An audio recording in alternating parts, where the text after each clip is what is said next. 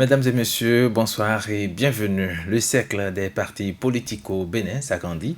Le parti Union démocratique pour un Bénin nouveau, UDBN, de l'honorable Claudine Afiavi Prudencio, et le parti Dynamique unitaire pour la démocratie et le développement des UD de Valentin Aditi Houdé sont entrés en possession de leur récépissé ce vendredi 2 août 2019. Ces deux partis recalés à l'étape du ministère de l'Intérieur lors des dernières élections législatives se sont donc pliés aux nouvelles exigences du ministère de l'Intérieur, ce qu'ont refusé d'ailleurs de faire les partis politiques de l'opposition. Du coup, seules les formations politiques de l'opposition, à savoir les FCBE, l'USL ou Restaurer l'Espoir ou encore le parti PCB continuent de courir derrière le précieux sésame qui doit conférer à leur parti politique une existence juridique. Et nous faisons le débat ce soir sur le sujet. Honoré Benjamin Naoum, avec ce nouveau développement, est-ce que les partis politiques de l'opposition n'ont pas tort d'avoir raison trop tôt? Est-ce qu'ils n'ont pas tort de refuser de se soumettre aux nouvelles exigences du ministre de l'Intérieur, Saka Lafia? Je pense que vous posez une question pertinente et donc qui mérite effectivement analyse. Et là-dessus, vous vous demandez si les partis de l'opposition n'ont pas tort de respecter les injonctions du ministre de l'Intérieur. Pour ma part, au regard des dispositions qui ont été adoptées à l'Assemblée nationale, des dispositions d'ailleurs controversées, des dispositions qui en réalité nous ont conduits dans une élection exclusive parce que certains au sein de l'appareil étatique ont décidé d'appliquer les tests autrement. Donc, fondamentalement, est-ce qu'il fallait suivre les dernières injonctions du ministre Saka Lafia au regard de l'existence des partis de l'opposition? Et vous savez très bien que quand vous vous collez au texte de la République, tout ce que le ministre de l'Intérieur avait demandé ne figurait pas dans la loi qui a été adoptée. C'est ça. Et quand vous prenez la constitution de notre pays, vous savez très bien que la demande qui est formulée viole cette constitution-là, parce que la liberté d'association est garantie au Bénin. La liberté de penser est garantie au Bénin. Et donc, ce n'est pas un ministre de la République qui doit décider de qui doit figurer sur la liste des membres fondateurs d'un parti politique. Et vous le savez mieux que moi. Donc cela étant, les opposants ou les résistants, si vous voulez qu'on les appelle ainsi, résistent donc à la proposition du ministre Saka Lafia, parce que tout simplement, ces opposants, ces résistants pensent, bien entendu, que le ministre n'est pas dans le droit chemin. Parce que dans un pays, quand on dit la liberté d'association est reconnue, il y a des formalités à remplir. Vous remplissez ces formalités, la preuve, les nouvelles exigences ou les nouvelles injonctions n'étaient pas, bien entendu, notifiées aux partis politiques au moment où les formalités ont été remplies pour avoir le document qui prouve l'existence des partis politiques. Parce que moi, je ne voudrais pas l'appeler certificat de conformité. On a fait le débat suffisamment là-dessus. C'est un document inventé, tout simplement pour empêcher certains partis politiques de compétir. Donc aujourd'hui, si les partis qui se déclarent de la mouvance présidentielle ou qui se déclarent centristes acceptent les injonctions ça dépend de l'intérêt de ces partis politiques. Si ce n'est que pour avoir un document en main qui les pousse, bien entendu, à accepter les injonctions, c'est leur choix. Et donc, on ne peut jeter la pierre à qui que ce soit. Moi, je ne jette pas la pierre à l'opposition parce que l'opposition a sa posture dans ce débat politique qui se mène depuis des mois dans notre pays. Ceux qui soutiennent le gouvernement ou le président Patrice Talon et qui l'affichent ouvertement ont également leur position et leur approche. Donc, ce qu'il faut réclamer dans un contexte pareil, c'est la vérité des tests. Que tout simplement on accepte que les tests soient appliqués. Que les députés ne votent pas des tests et qu'au niveau de l'administration, qu'on les transforme, qu'on les triture, qu'on les déforme et qu'on les transforme et qu'on puisse dire voilà la pilule que vous devez forcément avaler.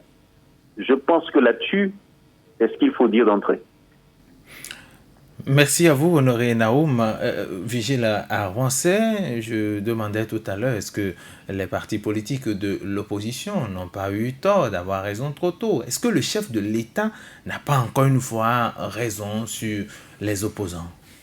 En fait, le chef de l'État ayant raison sur les opposants, je ne crois pas que c'était là l'enjeu, n'est-ce pas, de l'offre faite à ces partis de l'opposition. Vous voulez parler de ces facilités en griffe offertes par le ministère de l'Intérieur.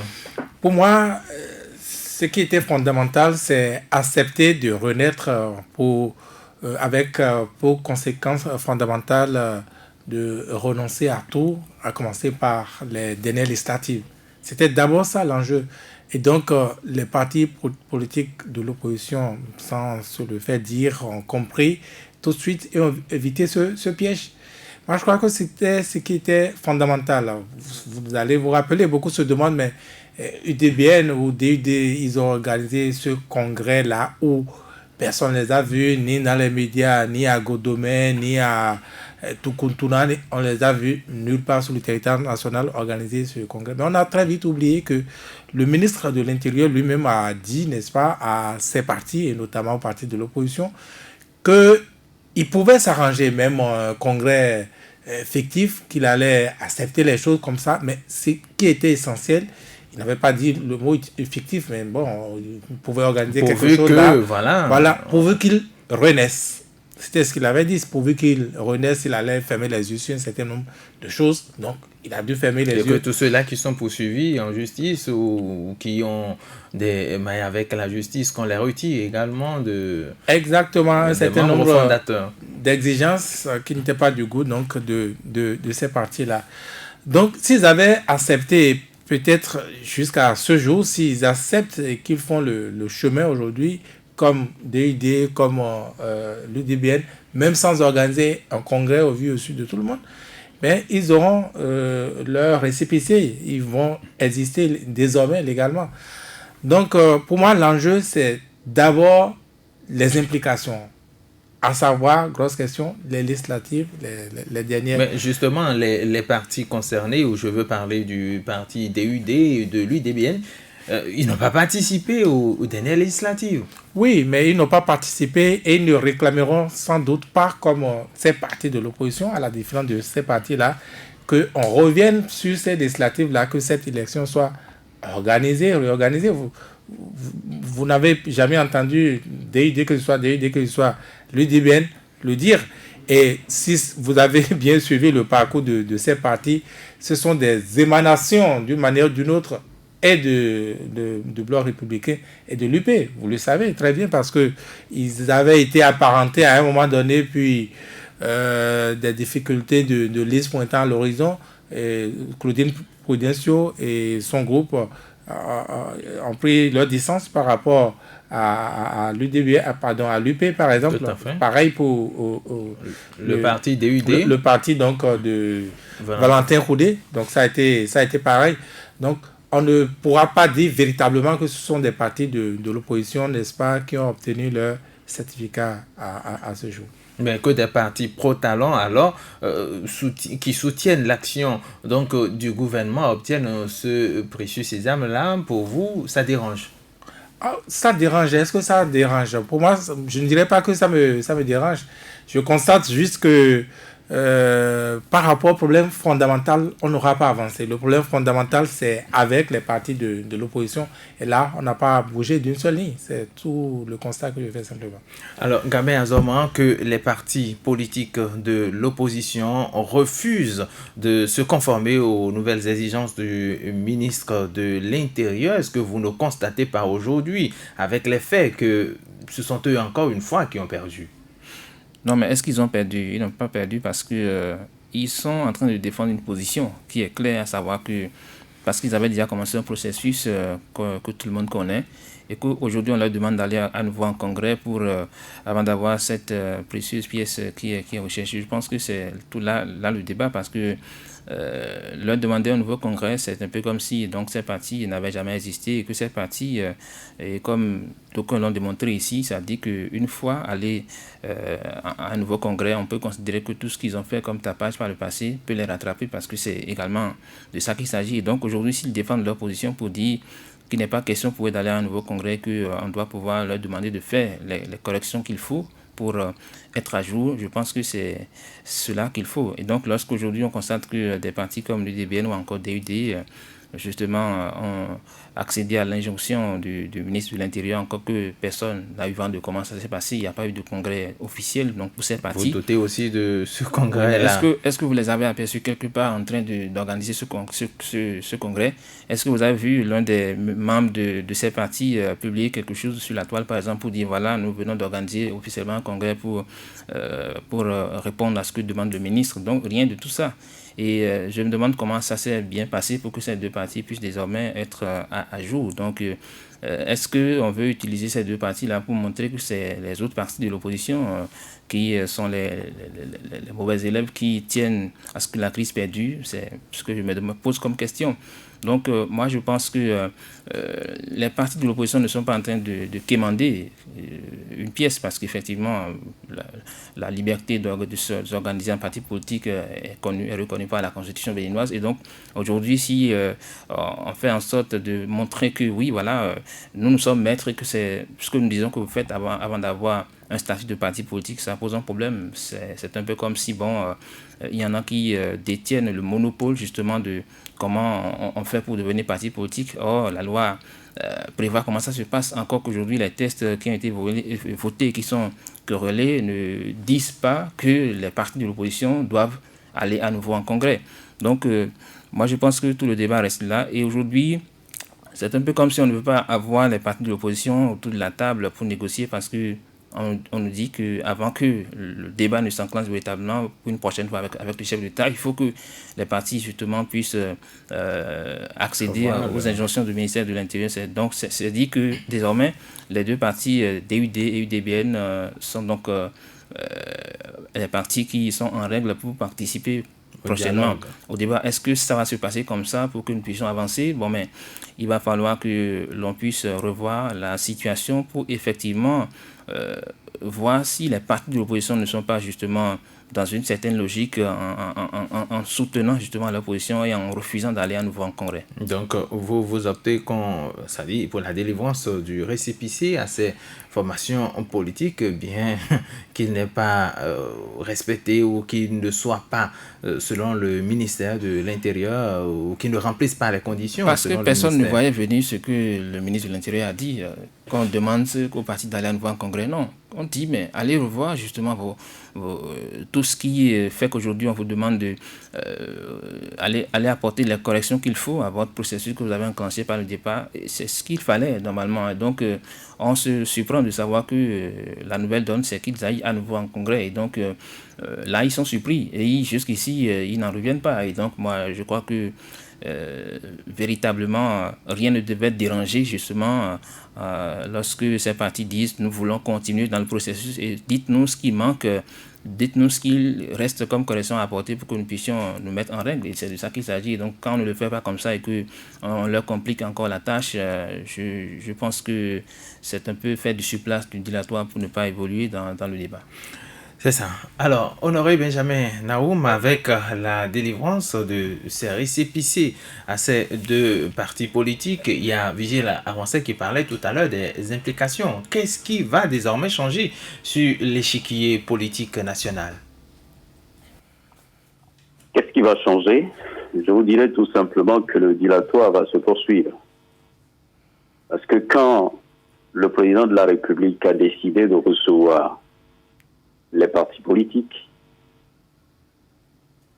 pour entamer ou démarrer une négociation, mais en disant pas derrière que avant d'ouvrir les négociations, il faut discuter avec des partis qui existent. Et je sais que le président de la République n'a pas oublié que la crise profonde que nous traversons n'est pas seulement une crise des acteurs politiques, c'est la société tout entière. À cause été organisée dans notre... Donc la cause ici, ce n'est pas la cause des partis politiques. Et nous devrions, en tant que journalistes, rappeler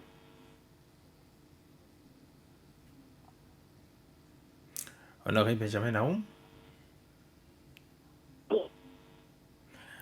Honoré Benjamin Naoum, je crois que... Allô, vous me recevez? Voilà, c'est bon cette fois-ci. D'accord. Donc je disais que la crise profonde que nous traversons dans ce pays, ce n'est pas seulement une affaire des acteurs de l'opposition ou de la mouvance. Nous traversons une crise profonde parce que les citoyens de ce pays ont eu à cause de cette élection exclusive. Et donc, le dialogue qui est souhaité par le chef de l'État, ça doit être un dialogue inclusif qui prend en compte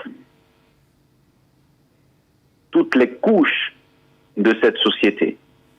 Et donc, quand le chef de l'État fait la promesse d'ouverture du dialogue et que dit en même temps que ce sont les partis qui sont reconnus, c'est avec ces partis. Ok? Mais le chef de l'État doit retenir également, avec le ministre Sakalafia et autres, que si on décide de faire un dialogue, donc ça va être avec les partis du gouvernement. Des partis qui que soutiennent... nous avons. Vous dites? Honoré Benjamin Naoum, nous avons quelques difficultés avec la ligne ce soir. Il y a... C'est du mal à... Bon, changez peut-être un peu de position ou changez votre position. Nous allons vous revenir tout à l'heure. Alors, Vigile à Roncey, le chef de l'État a dit allez au ministère, on vous donnera vos récépissés. Les partis de l'opposition crurent que les récépissés étaient déjà disponibles. Ils sont partis.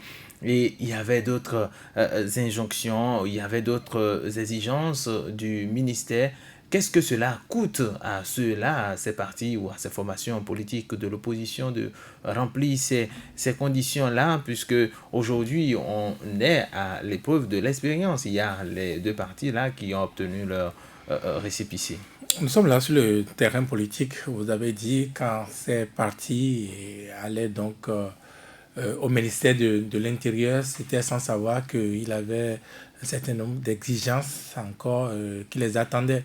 Vous vous rappelez donc cette conférence de presse, par exemple, de la FCBE, où dans le compte rendu, les responsables qui étaient au Palais de la République se réjouissaient presque d'avoir enfin accroché le bon bout, qu'ils devaient pouvoir avoir le récépissé pour que FCBE existe officiellement désormais.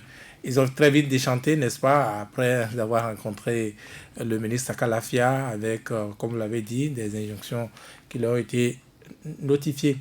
On est sur le terrain politique, c'est pas aussi simple de dire, bon, est-ce que ça leur coûte quelque chose? Ça ne leur coûte rien, a priori. Vous avez vu, les autres partis ont pu avoir ce récépissé sans avoir vraiment organisé un congrès, un arrangement qu'on leur aurait accepté à eux également. Mais ce sont surtout les implications qui sont... Justement, quelles sont ces implications là aujourd'hui avec la délivrance de ces récépissés à ces deux partis politiques, à savoir l'UDBN et Pour moi, il a DUD? 3 grandes implications. La première, c'est que vous renoncez à cette revendication de législative, à réorganiser tout le reste. Vous y renoncez. Deuxième chose, ça aurait pu être la première, c'est que vous avez fait autant de bruit pour rien. Vous reconnaissez que vous aviez tort. Vous aviez tort pour avoir, n'est-ce pas, boycotté vous-même, de fait cela, boycotter les législatives. Cela veut dire que ce qu'on vous a demandé de faire maintenant, vous aurez pu le faire avant. Et troisième chose, c'est que vous répondez donc de ces conséquences de votre entêtement avoir poussé les populations, vos militants, n'est-ce pas, sur une voie qui ne devait pas être par votre faute. Vous en répondez. Pour moi, c'est les 3 grandes implications et ce n'est pas aussi aisé à admettre de cette manière comme vous semblez le dire. Pour moi, c'est la base qui est faussée. La base, le chef de l'État a parlé pas d'échange, pas de dialogue, mais plutôt d'échange. Mais en parlant d'échange, que moi j'assimile au dialogue, en posant cette base-là de cette manière, vous comprenez qu'on est très vite à côté de la solution. La preuve, c'est que les partis de l'opposition ne sont pas allés, n'est-ce pas, satisfaire à ces injonctions-là pour pouvoir exister légalement. Et n'existant pas légalement, la base, une fois posée encore, le chef de l'État ayant dit que ce sont ces partis-là qui ont leur récépissé qui viendront faire le dialogue supposé avec lui, eh bien, vous comprenez qu'il n'y aura pas de dialogue. Et c'est là où moi, je me pose beaucoup de questions et de ma position d'observateur, je soupçonne que le chef de l'État, le pouvoir actuel, ne voudrait pas d'un dialogue. Non, je vais vous démontrer pourquoi. Allez-y. La preuve, le dialogue, il a dit ce qu'il entend par dialogue, oui. Il a posé ses conditions, oui. Et une de ces conditions, c'est que ces partis-là existent réellement et leur récépissé donc existe tout court. Ces partis ne voulant pas exister dans ces conditions-là, oui, peut-être il y aura un dialogue, mais il y aura quel dialogue? Il y aura un dialogue avec ces partis qui officiellement existent, à savoir le DBN et le DUD, la DUD, je ne sais plus quoi. Le parti DUD, voilà. Voilà. Et il y aura ceux qu'on connaissait déjà, Mouel Bénin, le PRD, le FCDB, tout à fait. Voilà, le PRD et qu'on soit, disons, les partis qui ne s'éloignent pas tout à fait du pouvoir, les partis... Toujours des partis proches du pouvoir. Proches du pouvoir, voilà. Et donc, on aura un semblant de dialogue, mais pour quel intérêt? Pas pour résoudre le problème, mais pour, disons, satisfaire l'international, projeter à l'international qu'on est en train de trouver la solution, qu'on a pu calmer les ardeurs, et dans le même temps, montrer, n'est-ce pas, ses opposants, comme les appelait donc, Honoré, les résistants, voilà, les récalcitrants qui ne veulent pas de la paix, surtout quand vous avez lu, n'est-ce pas, le communiqué du dernier sommet de la CEDEAO, ils ont quand même appelé ces chefs d'État à ce que la paix se fasse au pays et que toutes les parties y contribuent. Et comme sous-entendu, ces partis qui n'y contribueraient pas seront donc ceux-là ou celles-là qui refuseraient la paix et qui seraient de fait considérés comme le problème. Je soupçonne qu'il y a un peu cette idée derrière ce qui se fait aujourd'hui. Est-ce que c'est déjà tout acquis pour le chef de l'État, pour le pouvoir actuel? Ça, je n'en sais rien. C'est juste l'avenir qui nous le déterminera. L'avenir donc va déterminer les choses, mais déjà, Gabriel Azoman, le gouvernement est-il en train de jeter le masque, confirmant la thèse selon laquelle, pour jouir d'une existence juridique, les partis politiques doivent donc chanter les éloges du pouvoir en place? Oui, mais tout porte à croire que c'est dans ce schéma que nous nous retrouvons parce que la situation de l'UDBN et de DUD, bien entendu, le prouve à suffisance parce que ces partis, en tout cas pour ce que je sais, désormais soutiennent l'action du chef de l'État. Donc je crois que fondamentalement, on aurait aimé également voir les partis de l'opposition chanter justement ce refrain-là, c'est-à-dire nous soutenons le chef de l'État dans ses actions. Et donc si c'est le cas, on va se retrouver dans un contexte ou dans un régime de pensée unique, c'est-à-dire que tout le monde va à la même source et c'est terminé. Or, dans un pays où on parle de démocratie, non, il faut forcément qu'il puisse y avoir une opposition. Et aujourd'hui, il est important que le chef de l'État puisse quand même prouver sa bonne foi parce que il a toujours voulu justement d'un dialogue. Il a toujours dit, mais dans les actes, nous constatons que véritablement rien ne bouge dans ce sens. Donc ici, il est question pour lui de ramener la balle à terre, même si les partis de l'opposition vont en congrès. Qu'est-ce que le chef de l'État y gagne? Quelle est la finalité? Parce que là, c'est encore ambigu. UDBN, DUD sont allés en congrès, nous a-t-on dit, et ils ont eu leur récépissé, et on veut que les partis de l'opposition également fassent de même. Non. Il faut que chacun puisse défendre ses idées, sa position par rapport à la situation que nous vivons. Et donc, aujourd'hui, moi je pense que le chef de l'État ne perd rien à débloquer la situation pour que les partis de l'opposition puissent véritablement serrer les rangs, pour que le débat se lance. Parce que si dans le cas de figure actuel, on pense que tout est fait prêt pour qu'on puisse aller au dialogue parce que des partis ont accédé aux injonctions du ministère de l'Intérieur, mais écoutez, on va pas, ça ne se réglera pas parce que... Vous voyez le chef de l'État continuer dans cette dynamique-là, dire, bon, puisqu'il y a deux partis politiques qui ont accepté de se soumettre aux injonctions du ministère de l'Intérieur, moi, je peux donc ouvrir les dialogues ou le dialogue annoncé. Ben, on ne sera pas surpris de voir le chef de l'État le faire parce que on a dit aller à nouveau en congrès. Et il y en a qui sont partants, qui sont allés le faire d'ailleurs, même si on a des doutes sur ce qui s'est passé à ce niveau. Et donc, s'il y en a qui l'ont fait, le chef de l'État va estimer que voilà,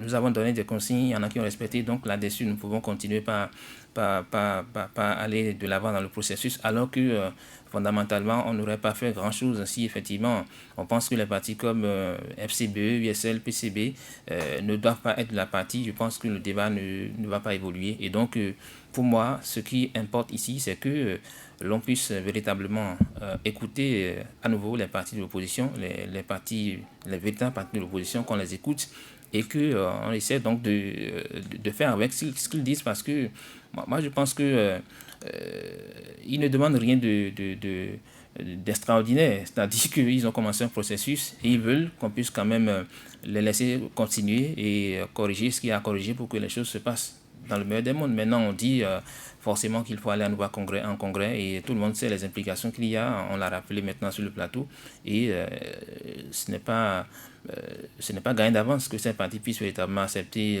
à nouveau d'organiser un autre congrès. Et donc, tout se joue encore du chef de l'État. C'est lui qui doit pouvoir débloquer la situation pour que, bien entendu, les choses puissent se passer très bien, parce que n'oubliez pas que nous avons quand même des échéances qui se pointent à l'horizon. Est-ce que tout ce qu'on veut, c'est de faire du dilatoire jusqu'au moment où on nous dira que nous avons encore à aller aux urnes et que les choses se passent comme avec les législatives? Bon, la question est encore là. La question est encore là. On me signale que Honoré Benjamin Naoum est désormais avec nous. Cette fois-ci, nous espérons que la qualité est bonne. Honoré Benjamin Naoum, vous êtes là. Vous étiez en train de parler des implications donc, de la délivrance des récépissés au parti DUD et UDBN. Retenez que nous sommes dans le statu quo et que le dilatoire va se poursuivre. C'est ce que j'ai tenté donc d'expliquer. Oui. Parce qu'au moment où on vous occupe les esprits avec des incantations liées à une ouverture de dialogue et autres, mais il y a beaucoup de choses qui se déroulent en termes de gouvernance dans notre pays. N'oubliez pas que des Japonais sont choisis pour faire des travaux au Bénin. N'oubliez pas que des structures sont réorganisées, Sécube et autres qui sont réorganisées, où on prend le contrôle de certaines choses. N'oubliez pas que les marchés sont attribués pour la réalisation de certaines voies et autres. Et tout ça, c'est des milliards qu'on attribue à ces sociétés-là, où il n'y a aucun mécanisme à l'Assemblée nationale qui contrôle ces dispositifs de financement d'un certain projet de notre pays. D'autant plus que les gouvernants ne sont pas appelés à fournir des explications sur ce qu'ils sont en train de faire. Nous sommes aujourd'hui dans un pays où un homme ou bien un groupe décide pour toute la République. Et c'est de ça qu'on parle. Et j'espère bien que ceux qui s'appellent résistants, ceux qui se disent qu'ils sont opposants, j'espère qu'ils vont sortir de ce système-là et exiger. Parce que le problème qui se pose, nous devrions tous savoir, en tant que citoyens de ce pays, au regard des élections législatives exclusives, que le président Patrice Talon et son gouvernement ne veulent pas de l'opposition dans l'animation de la vie politique, dans le contrôle de l'action gouvernementale. On devrait le savoir. Donc tout ce qui se fait, vous devriez comprendre que les opposants doivent être loin, très loin de tout ce qui se fait, tout ce qui se gouverne au Bénin. Je n'ai pas l'impression que les opposants ou ceux qui se font appeler résistants ont cerné réellement la chose. Mais quand vous prenez ceux qui ont pris le récépissé aujourd'hui et qui se disent qu'ils sont partis nés et autres, mais il y a plusieurs niveaux de blocage. C'est ce que les gens n'ont pas compris. Mais il y avait des partis qui soutenaient, bien entendu, le président Patrice Talon. Mais les élections ont été organisées avec deux partis, ce qui était prévu. C'était un plan qui est prévu depuis fort longtemps. Donc, ceux qui se disent aujourd'hui, nous avons des papiers. Mais si vous déposez les dossiers, et qu'on vous dit au niveau de la Sénat, quelqu'un a fabriqué de doublons par ici, vous êtes échoué, vous faites comment? Donc, délivrer des papiers aux gens, ce n'est pas là le problème. Nous avons des dispositions légales qui nous posent problème en tant que pays démocratique. Et ça, c'est toute la nation qui devrait se lever et lutter contre. Honoré Benjamin Naoum, vous pensez comme Vigile Avancé que le chef de l'État n'a pas vraiment envie d'un dialogue? Mais si le président de la République avait envie de dialogue, il faut dire les choses clairement. Si on avait vraiment envie de faire le dialogue dans notre pays, et on sait que ce qui bloque le dialogue, c'est l'existence des partis, mais on déclare les partis officiels, d'autant plus que quand on se réfère à la loi, ces partis-là remplissaient les conditions pour pouvoir avoir le parti. Celui qui dit le contraire, c'est pourquoi il dit le contraire. Le ministre Akalasia sait très bien qu'il devrait délivrer les papiers, mais il n'a pas fait. Parce que tout simplement, on ne voulait pas des opposants lors du scrutin passé.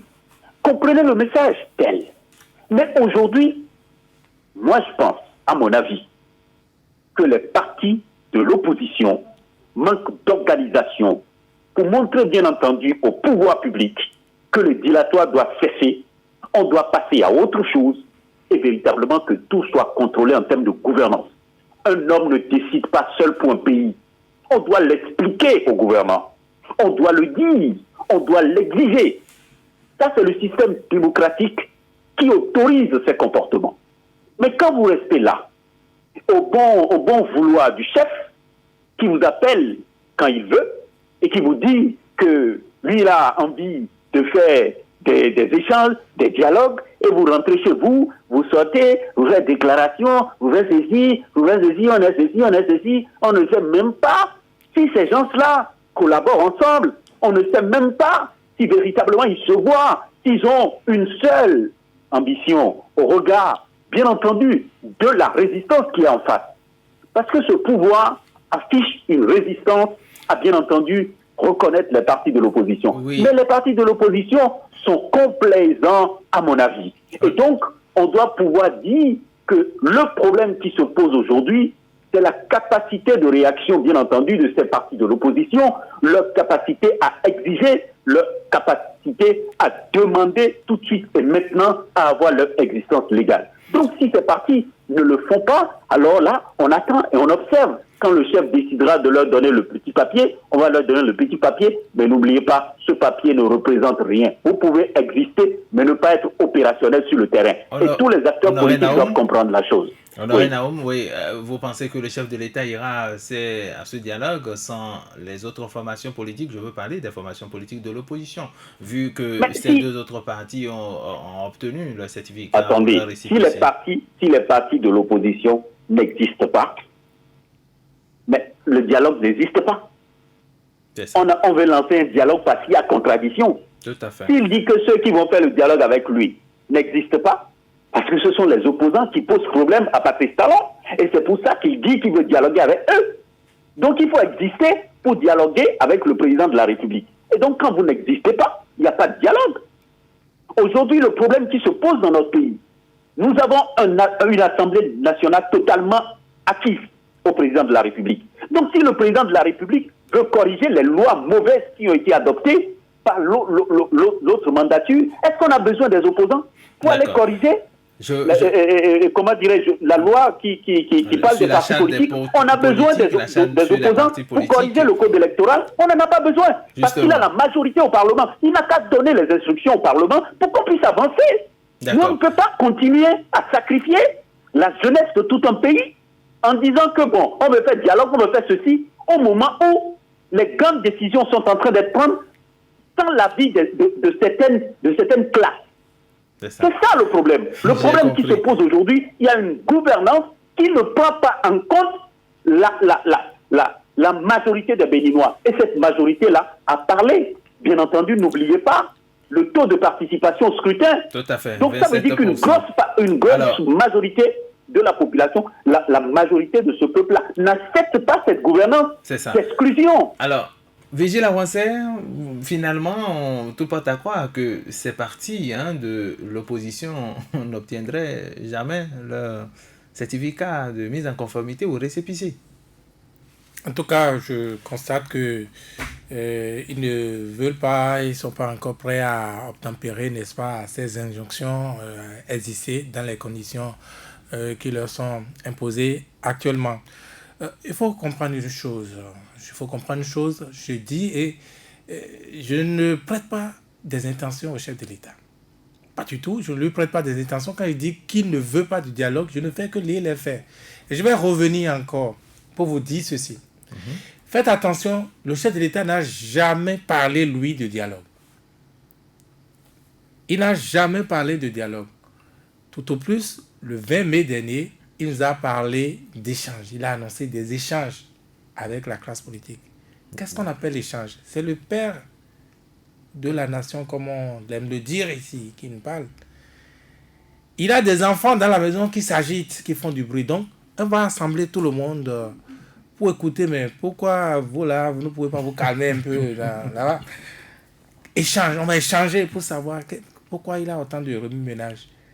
Donc, il n'a véritablement pas de crise dans la logique, dans la psychologie du chef de l'État. Et vous comprenez très bien qu'il ne puisse pas en être autrement.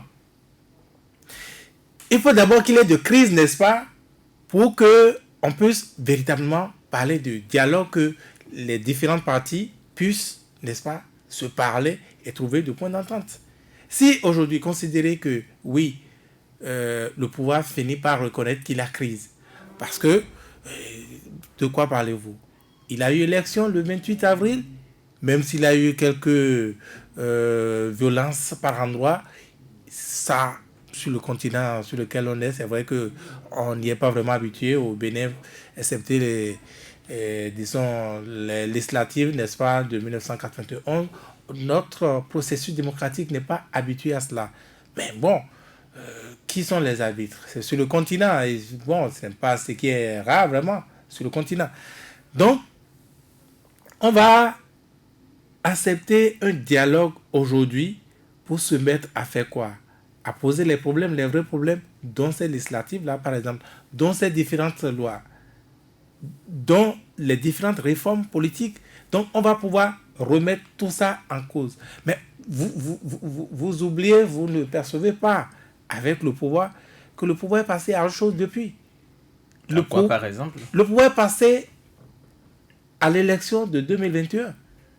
Vous n'avez qu'à lire, n'est-ce pas, cet arrêté qui interdit contre toute logique, qui interdit contre les accords internationaux que nous avons pu signer qui interdit, n'est-ce pas, l'existence à tous ceux qui ont maillé à partir avec la justice qui ne sont pas venus s'expliquer.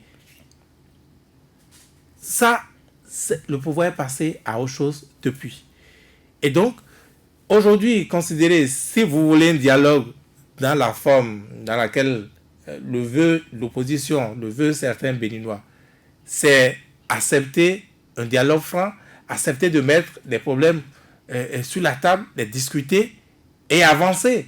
Et avancer, c'est remettre en cause les acquis du pouvoir aujourd'hui, à savoir une assemblée qui va bientôt nous désigner des membres du COSLEPI qui vont élaborer à eux seuls la liste électorale, alors qu'on sait que cette liste électorale, le consensus a été trouvé pour qu'il soit consensuel, c'est-à-dire généré par aussi bien les opposants à moitié que ceux qui soutiennent le pouvoir à moitié. Donc, on n'aura pas ça. On aura une élection qui sera organisée par Patrice Talon, et Patrice Talon, par exemple, pas uniquement le pouvoir. Et donc, vous n'aurez rien à vérifier. Et cette fois-ci, on est là en épilogue parce qu'on sait que les élections ont généré, n'est-ce pas, 27% de taux de participation, donc plus de 70% de taux d'abstention. Mais si l'élection s'organise et qu'on vous dit que malgré les absences, le désert que vous aurez constaté devant les bureaux de vote, on vous dit que les gens sont sortis à 80%, vous pouvez dire quoi? C'est la générosité, ils vont vous dire. Non, mais c'est pas inventé. Possible. Mieux, depuis le 20, et depuis surtout cette démarche, cette invitation de ces partis de l'opposition, qu'est-ce que vous dites de la démarche du clergé catholique? Je vous ai déjà dit que cette sortie, c'est par ailleurs une réponse au clergé catholique. Est-ce que vous avez vu, est-ce qu'ils sont toujours au pays, les évêques? Vous les avez vus encore parler de ce processus? Ils ont fini d'écouter tout le monde et enfin, ils devraient pouvoir normalement nous annoncer comment la suite va se passer. On n'entend rien.